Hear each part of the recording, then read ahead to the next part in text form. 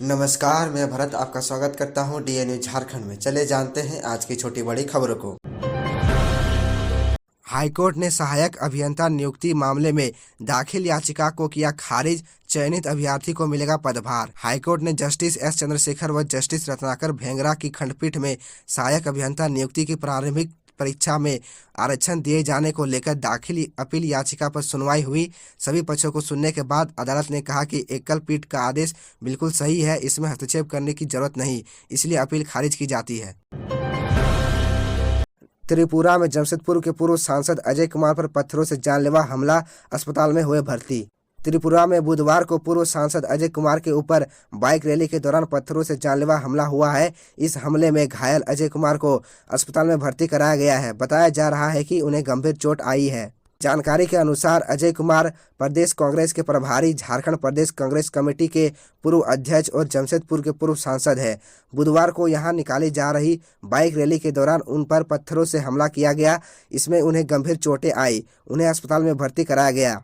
पूर्व सिंहभूम के ग्रामीण कांग्रेस जिला अध्यक्ष अमित राय ने घटना की निंदा करते हुए बताया कि हमले से पहले भाजपा के मंत्री सुशांत चौधरी ने अजय कुमार को रोककर उनसे मुलाकात की थी। उसके तुरंत बाद पत्थरबाजी होने लगी और कुछ लोगों ने रोड से अजय कुमार पर हमला कर दिया। पेट्रोल सब्सिडी योजना 10% गरीब भी नहीं ले रहे पेट्रोल सब्सिडी, कारण लोगों को डर है कहीं राशन कार्ड रद्द न हो जाए। जिला में गरीबी रेखा से नीचे जीवन यापन करने वाले परिवारों की संख्या 4,69,000 है, पर झारखंड सरकार की महत्वाकांक्षी योजना पेट्रोल सब्सिडी का लाभ फिलहाल सिर्फ 4,145 परिवार ही ले रहे हैं। इस योजना का लाभ लेने के लिए लाभुकों को हर माह ऑनलाइन रजिस्ट्रेशन कराना पड़ता है, जिसके बाद उनके खाते में 250 रुपये की सब्सिडी आती है। 26 जनवरी 2022 को जब यह योजना की शुरुआत हुई थी, उस माह 19,700 और फरवरी में 21,300 लाभुकों ने इस योजना का लाभ लिया था। लेकिन उसके बाद से यह आंकड़ा घटकर 4,000 के आसपास रह गया। ऐसा इसलिए हुआ क्योंकि लोगों में भ्रम की स्थिति है कि यदि वे पेट्रोल सब्सिडी लेंगे तो उनका राशन कार्ड रद्द कर दिया जाएगा।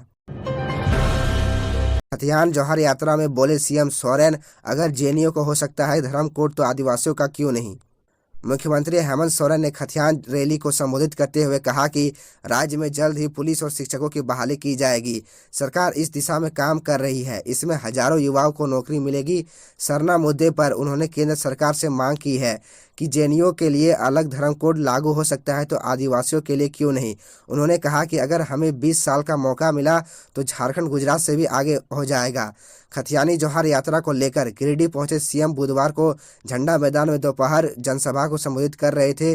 उन्होंने कहा कि आदिवासियों के लिए सरना धर्म कोड होना आवश्यक है। जेएनयू के लिए धर्म कोड हो सकता है तो आदिवासियों का क्यों नहीं। केंद्र सरकार को जांच के मुद्दे पर भी मुख्यमंत्री हेमंत ने आड़े हाथों लिया। उन्होंने कहा कि झारखंड सरकार के विकास को देखकर केंद्रीय एजेंसियों का दुरुपयोग किया जा रहा है। केंद्र सरकार गैर भाजपाई राज्यों जांच के नाम पर परेशान कर रही है। गोड्डा में बंद हो सकती है ईसीएल की राजमहल परियोजना, जमीन नहीं देने की जिद पर अड़े ग्रामीण। गोड्डा के बसडीहा में जमीन को लेकर जंग जारी है, जिसमें एक तरफ है ईसीएल प्रबंधन तो दूसरी तरफ है ग्रामीण।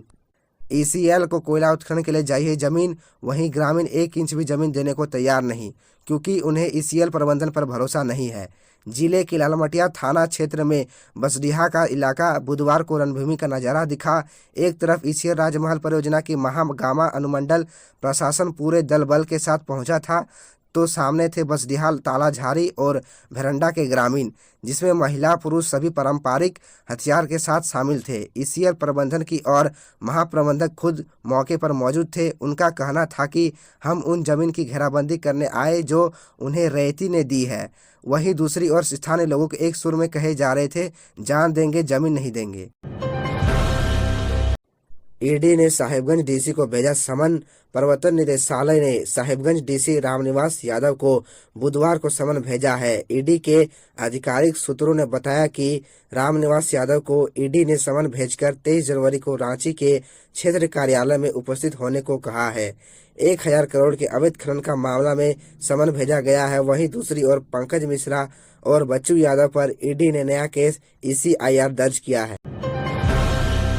ठंड से 24 जनवरी तक नहीं मिलेगी राहत, जाने मौसम का हाल। झारखंड में एक बार फिर ठंड ने दस्तक दे दी है। मौसम विभाग की माने तो ठंड और भी बढ़ेगा। कोहरे से भी छुटकारा नहीं मिलने वाली है। सर्दी के रिटर्न से लोग अलाव जलाकर रात गुजारने को बेबस हैं। राजधानी रांची समेत राज्य के कई बड़े शहरों में बादल छाए रहे, कुहासा भी बढ़ती नजर आया। रांची का न्यूनतम तापमान 10 डिग्री से नीचे चला गया। सुबह से अभी दोपहर तक चारों तरफ कोहरा छाए हुए हैं, जिससे ठंड में थोड़ा इजाफा हुआ है। मौसम विभाग के अनुसार न्यूनतम तापमान में थोड़ी और गिरावट आ सकती है। मौसम विभाग के अनुसार आकाश में बादल छाए रहेंगे। 24 जनवरी तक इसी तरह का मौसम बना रह सकता है।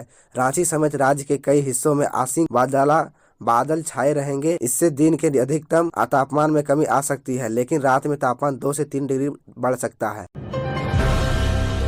कोर्ट केस के निष्पादन में लापरवाही बरतने के आरोप में गिरिडीह के तीसरे सीओ हुए सस्पेंड।